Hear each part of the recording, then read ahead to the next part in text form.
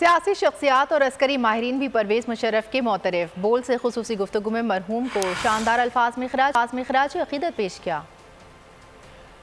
सियासी शख्सियात और अस्करी माहिरीन भी परवेज़ मुशर्रफ के मोतरफ बोल से खुसूसी गुफ्तगू में मरहूम को शानदार अल्फाज में खराज अक़ीदत पेश किया।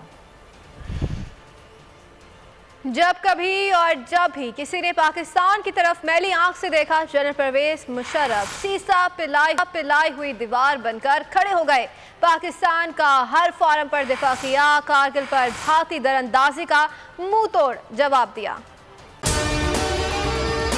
और अगर आपको हमारी ये वीडियो पसंद आई है तो लाइक पर क्लिक कीजिए। खूने नाहक बहुत पी चुकी ये जमीन, अब कोई दिन में ये खून उगलने को है। खत्म हो जाएगी ये तमाशागरी, वक्त पलटेगा रोजे जजा की तरह। ये जो पेशावर में ताजा लहू है बहा, एक क़यामत करेगा फलक पर बपा।